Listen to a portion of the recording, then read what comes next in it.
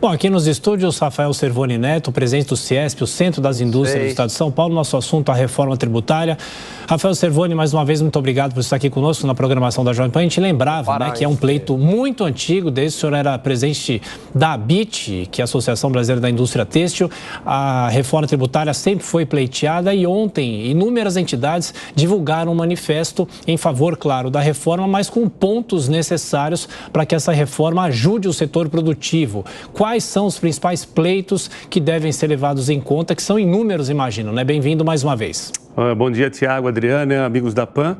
É verdade, e não é só desde que eu fui presidente da ABIT, não. Isso vem desde a época do presidente Sarney. A gente vem há décadas discutindo a reforma tributária, uma reforma estruturante tão importante para o Brasil e para o Estado de São Paulo, que fez, inclusive, que muitas empresas deixassem o Estado para outros países e outras regiões do Brasil, porque um dos efeitos da não reforma tributária é a guerra fiscal entre os Estados.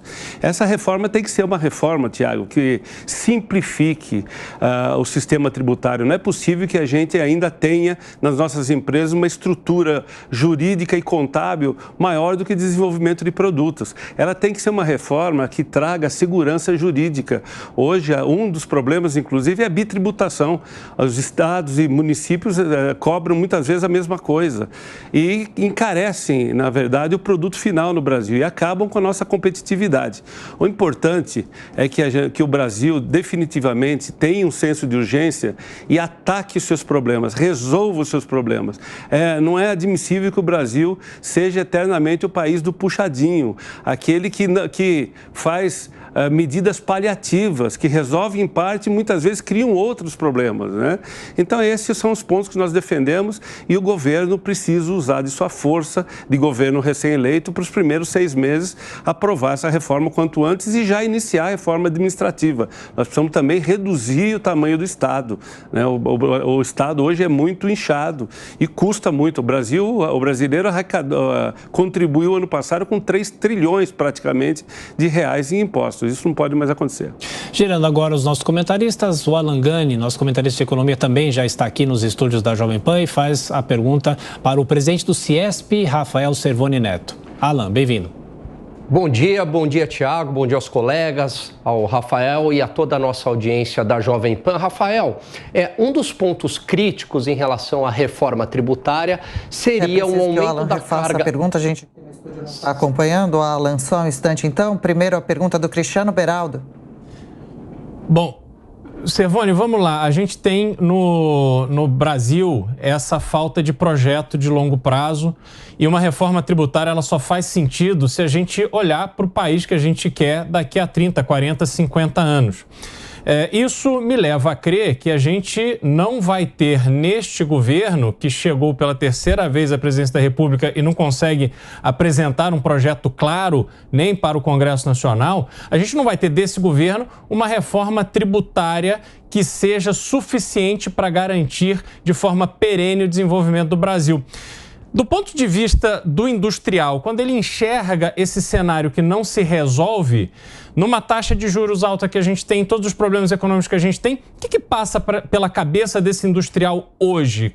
O que ele vai fazer? Ele vai embora? Ele vai reduzir a sua operação? Qual é o tipo de risco que a gente enfrenta se essa reforma tributária for mal sucedida?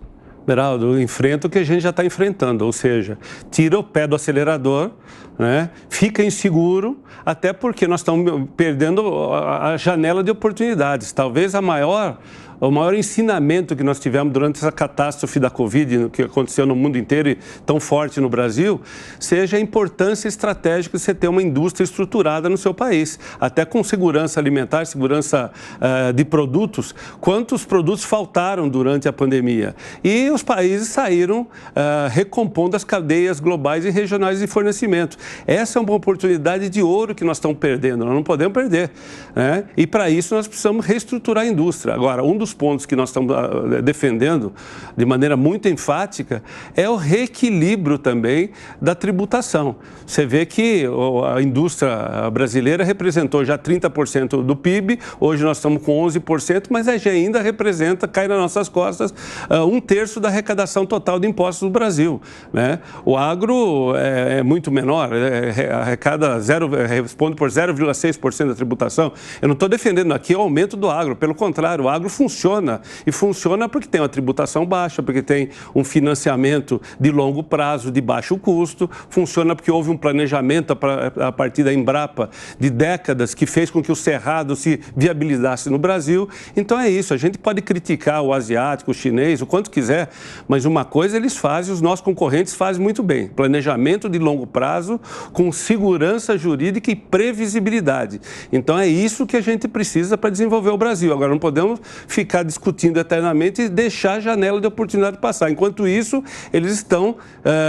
nós estamos perdendo market share dentro da América Latina e com o nosso principal cliente, que é a Argentina, por exemplo. Presidente do Ciesp, Rafael Servoni. Agora sim, então, a pergunta de Alan Gani, nosso comentarista de economia. Bom dia, Rafael. Um dos pontos críticos em relação à reforma tributária seria um aumento da carga tributária para o setor de serviços. Como é que o senhor avalia isso e como é que está o diálogo, as negociações da indústria com o setor de serviços também? Nós estamos, Alan, conversando intensamente com todos os setores.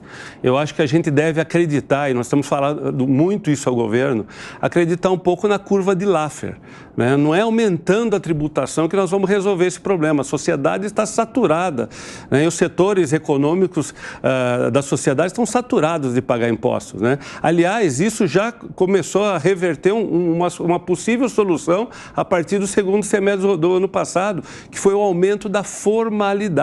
A Covid mostrou claramente quantas pessoas no Brasil estavam nas sombras, inclusive sem proteção social.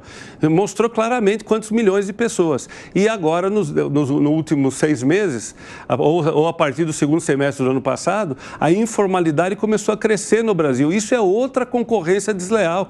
Nós temos uma concorrência desleal de subsídios industriais que acontece com concorrentes asiáticos contra o Brasil. Nós temos a guerra fiscal entre os estados e ainda a guerra com a informalidade. Nós precisamos pôr esse pessoal na formalidade. A reforma tributária pode resolver essa questão, mas como? Tributando menos e fazendo com que mais pessoas, mais empresas paguem o imposto. E a curva de Laffer mostra isso. E o setor têxtil mostrou isso. Quando nós reduzimos o ICMS de 18 para 12, depois de 12 para 7, na primeira etapa, quando reduzimos o ICMS de 18 para 12%, a arrecadação aumentou 13%. Quando reduzimos para 7%, aumentou mais 9%. E isso que mostra a curva de Laffer. A economia cresce e acaba aumentando a arrecadação. Então, nós precisamos manter esse equilíbrio, né? Não necessariamente subindo dos outros. Na sequência, a pergunta de Amanda Klein. Servoni, bom dia. Deixa eu insistir nesse ponto, porque me parece bastante importante. Inclusive, já discutimos anteriormente aqui no Jornal da Manhã esse manifesto divulgado ontem pelos setores de serviços e da agropecuária, defendendo justamente que haja alíquotas, a cobrança de alíquotas diferenciadas. Eles dizem que bens e serviços não podem pagar a mesma coisa, porque hoje os serviços são menos tributados e se houver uma alíquota uniforme, igual para todos esses setores, o que vai acontecer é que os preços dos alimentos vão aumentar, dos medicamentos, dos transportes, do turismo, do lazer, restaurantes, etc., etc. Eles elencam uma série de serviços e da agropecuária também. Como é que você se coloca em relação a isso? Você acha que é possível ter alíquotas diferenciadas para os setores? Porque já ouvimos deputados aqui também no Jornal da Manhã que argumentam que isso facilitaria enormemente a aprovação da reforma tributária. Nessa reforma, a indústria acaba sendo favorecida, porque, como você disse, pagou mais impostos ao longo desses últimos anos, passaria a pagar um pouco menos, mas, por outro lado, serviços e alimentos teriam que contribuir com mais. Olha, Amanda, você vê, né?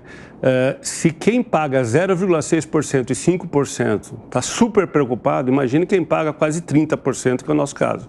Né? Como é difícil competir com países que não têm essa tributação. Eu acho que há diálogo, sim. Eu acho que o risco muito grande é que não evolua no Congresso a discussão para que seja uma discussão através de lei complementar, porque daí volta o puxadinho e cada um acha a sua exceção. A gente defende uma alíquota única com 1 ou 2, no máximo, exceções dentro da própria indústria e que a gente tenha de novo, esse equilíbrio. As simulações mostram que nas propostas a maioria absoluta ganha. E nós temos que pensar agora no Brasil como um todo, né? O setor de serviços é um setor super importante, hoje é o maior empregador. Muitos dos serviços que cresceram no Brasil foram quando eles saíram da indústria e começaram a virar prestadores de serviço. O setor de serviço é o único que ainda está crescendo 10%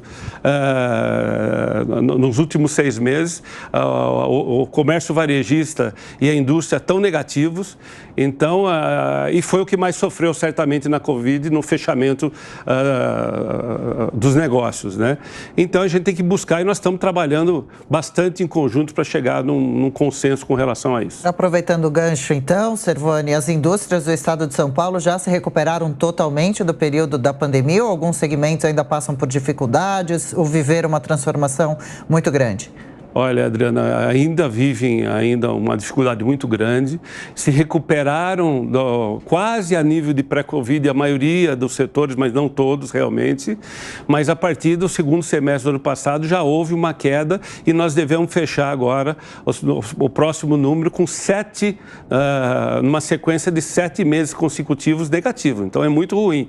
Como se diz lá onde eu moro, no interior de Santa Bárbara do Oeste, não bastasse a queda, teve o coice, ou seja, 7 anos de recessão, 3 de Covid e ainda a guerra da Ucrânia. Então, as empresas estão muito endividadas e o consumidor com pouco dinheiro em caixa. Presidente, só para a gente fechar a nossa conversa, falando sobre o arcabouço fiscal, de que forma a indústria está apostando nesta proposta que foi apresentada e encaminhada para o Congresso Nacional? A indústria encara com desconfianças, algumas exceções foram colocadas na mesa. De que forma o arcabouço vai ajudar o Brasil? Eu acho que ele ajuda, não é perfeito, não era o que a gente tinha antes, inclusive com teto de gastos, mas ele também se baseia no fato de aumento de receita. Então, isso também pode ser um risco importante que, na sequência, vir um aumento de impostos que a gente não pode tolerar de jeito nenhum. Bom, conversamos aqui nos estúdios com o presidente do CIESP, o Centro das Indústrias do Estado de São Paulo, Rafael Servoni Neto. Mais uma vez, presidente, muito obrigado pela visita e venha sempre. Até a próxima. Bom trabalho. Obrigado, Tiago, Adriana e amigos da PAN. É um prazer sempre estar com vocês. Obrigada, senhor. Prazer nosso.